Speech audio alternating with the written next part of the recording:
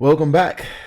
My name is Xavier D. Johnson, and today I want to bring you a little bit of tech news, some stuff that I've been following, keeping up with, and just kind of want to open up a discussion about some of these things. So, you probably heard about that lady out in Seattle who works in tech who goes by the name Erratic.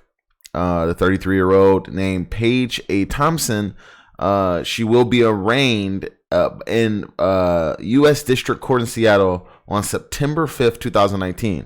You're probably wondering, what did she do? Well, they have officially went ahead and brought out the indictment. Let me stretch this out for you guys so that you can get a full view here. Yes, they went ahead and unsealed it. So looks like more than 30 victims of data intrusion and theft, 100%, like this is what she's getting charged with at this point. She's looking at wire fraud and computer fraud and abuse based on her intrusion onto Capital One and 30 more entities. Sheesh. She was getting busy. So it looks like basically she was targeting cloud computing people. We know AWS was one of them, and looking for misconfigured WAFs to be able to actually grab access keys from the metadata service that runs on these instances themselves. And what we have here is a special treat, a copy of the indictment. And what I want to do is kind of go through these and kind of walk through exactly what are put into these indictments, because I know people probably don't often read them. So they are saying beginning in or before March 2019, right? So not very long ago, she has came up with the intent to defraud, devise, and intend to devise a scheme to artifice and defraud to obtain money and property by means of materially false and fraudulent pretenses, representations, and promises. So they're basically saying that she has gone about, in her mind, some way to be able to come up with a way to devise money, some kind of scheme to come up with money. And it looks like the cloud computing company, so they're not going to use specifics, but they look at this, the cloud, quote unquote. That is adorable. So Cap One is a bank, right? They got hit. They say victim 2 is a state agency of a state that is not the state of Washington. Okay. Victim 3 is a telecommunications conglomerate located outside of the United States that provides services predominantly to customers in Europe, Asia, Africa, and Oceania. Oh boy. So it looks like they rent or contract for computer service from the cloud computing company, right?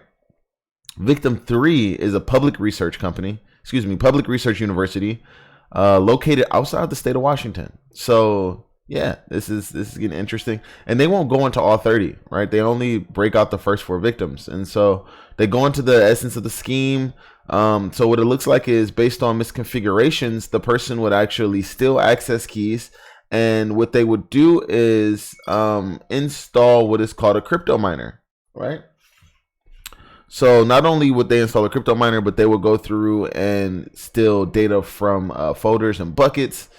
I'm trying to find the actual crypto miner part. Looks like she used a bunch of VPNs and some Tor, so she was trying to cover her ass. Let's see. Here we go. So it was further part of the scheme, right?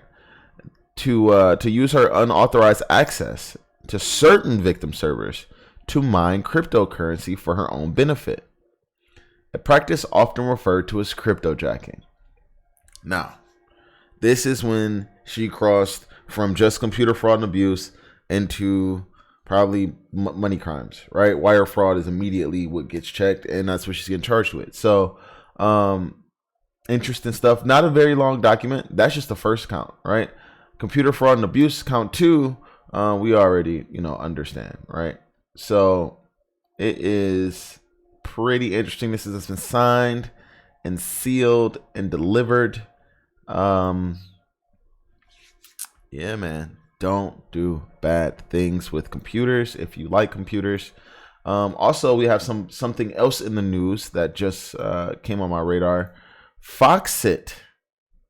Foxit. If you don't know Foxit, you probably use it at work. People at work probably use it on behalf of you.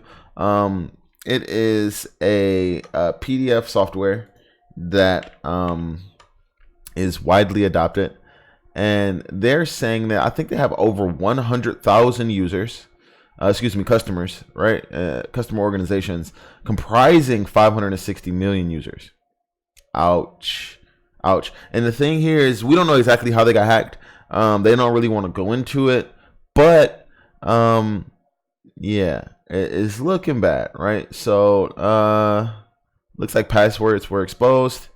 I know before they've kind of gotten in trouble on Twitter by Krebs. No, excuse me, Troy Hunt actually making fun of their password policy. But yeah, it's bad, right? They don't really conform to current password recommendations. And that's going to make it even worse because you're letting your users do bad stuff.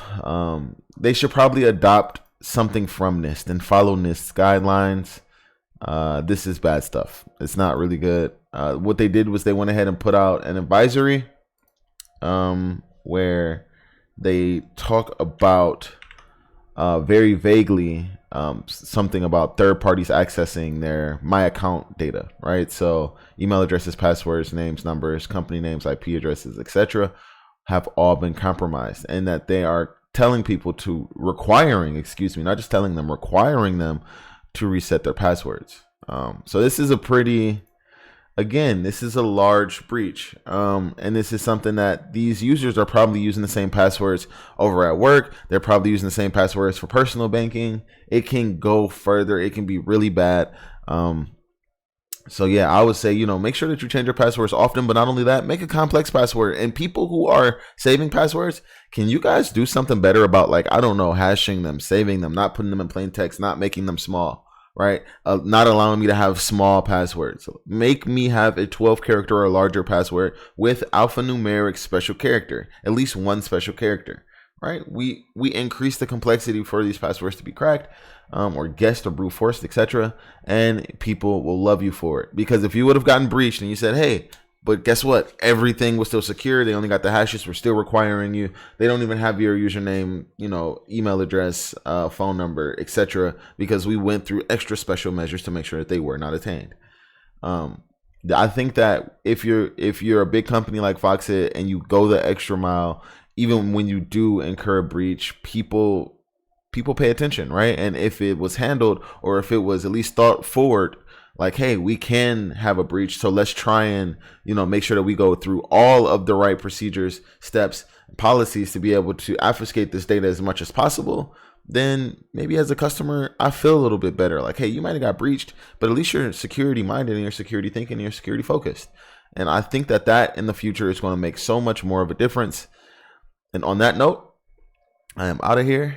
It has been Xavier D. Johnson. Follow me on Instagram at Xavier_Johnson. Follow me on Twitter at Infinite, INFENET. Thank you so much. Subscribe, like, share, and until next time, peace.